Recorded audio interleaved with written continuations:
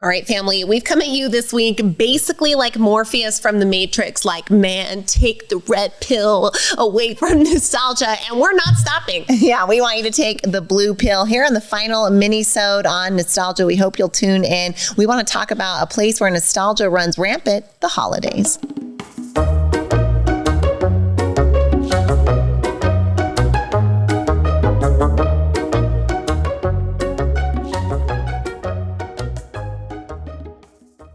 If you're hearing all this culture talk and want to be a part of a thriving, growing culture, we want to invite you to be a part of Squeeze In. Squeeze In Franchising offers you the chance to bring a culture and a vibe like Squeeze In to your community. You can make money, you can get time freedom for you and your family. We would love to have you as part of our Squeeze In family. Join us in the ownership team and go to squeezein.com/franchising. You're enjoying this episode on Angel Phoenix Productions Podcast Network. To explore a complete lineup of quality programs and media production services, head on over to angelphoenix.com or like our Facebook page at facebook.com/Angel Phoenix Productions.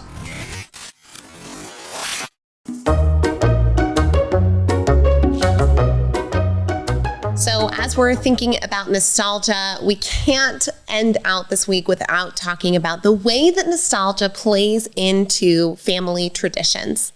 Right, especially around the holidays. This is when we see most families have the most traditions is collected around those times of celebration and those times of holidays. So you probably, depending on what your family celebrates, can think of those holidays and get that feeling, right? It's either a positive nostalgia feeling. If you're like us, you were lucky enough to have incredible, loving, supportive, positive family and you have good anchors in your family, then when you think back to those traditions, you get that happy, yearning vibe of nostalgia. If you did not have happy holidays, or if you've lost someone around a holiday that's significant for you, then you might have the opposite of that nostalgia, right? A lot of folks who've experienced something traumatic around the holidays will say, gosh, I remember the holidays before the incident and I remember the holidays after, and it leaves this cloud, which is magnified by that sense of nostalgia. So whether it's for good or for bad, a lot of us feel nostalgia around this holiday season. So a quick example for all of you, in 2019,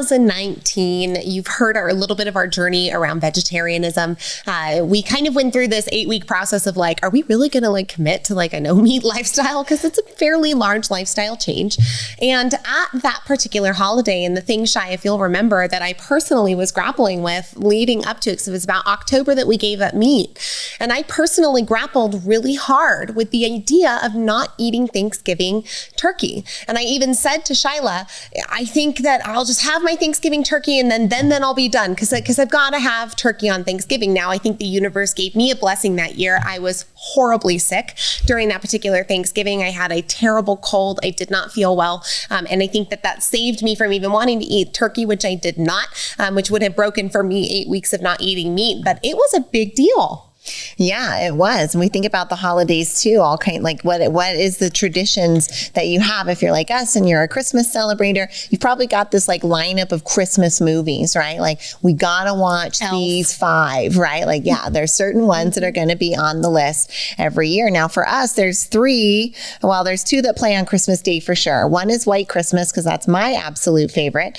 And one is A Christmas Story, which is my husband's absolute favorite. And we are committed to this even when on Christmas Day we get to the point and we don't feel like starting the movies. We're like, no, it's tradition. And as soon as you see that opening music for either one of the movies, you feel that feeling, you feel that connection, that anchor to all of the Christmas past of doing that. And so nostalgia can keep us locked into some traditions, sometimes even when we're past the point of actually enjoying it. Right, Kay? Oh, yes. Come on now. Well, look, in my house, every Christmas Eve, we watch Polar Express, and we have for the last dozen years since I have moved out on my own. And this is a great tradition, and it's a very magical movie. And when I first saw it, when I was a preteen, it really gave me that feeling of Christmas magic. Maybe Santa could actually be real. Maybe the train's going to come for me. I don't know.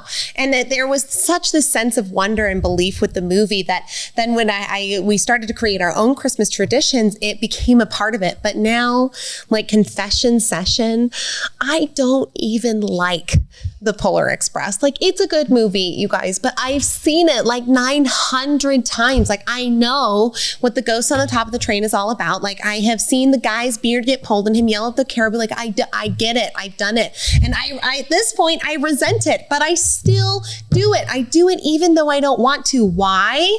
Because nostalgia is at play. And am I going to stop? No, but at least I'm conscious about what I'm engaging in. Well, final story for you as we close out today's minisode. Speaking of Polar Express, they actually do a Polar Express event here in our Northern Nevada area. You can take your kids, you can go on a train. It putt-putts for like 3 miles. It arrives in a North Pole. You don't get off the train, but Santa gets on. He hands out his bells. Bada bing, bada boom. You putt-putt back to the station. And they do that 3 nights a week from November through December. Now, the first year that we went, the kids were like 5 and 2, like 5 and 2. And there was magic. They loved it. We loved it. It was beautiful. The next year, same. They're a little bit older. They're even more into it. They love it. We love it. The magic is there. Well, let me tell you, 6 years later, and we were still doing the Polar Express. And the last time we did it, I think the twins were like 10 and Annadelle was 7. And we were like, why are we here this year? Why did we spend hundreds of dollars to be on this train? Because of nostalgia, because of those pre-established memories. So as we close out here talking about how we examine the role of rigid adherence to certain traditions, it's okay to keep doing them, but think about the role of nostalgia and how it has played and had an impact on you in that decision making. Now, all of this veil lifting comes at you, as always, with so much love from your sisters, Kay and Shai.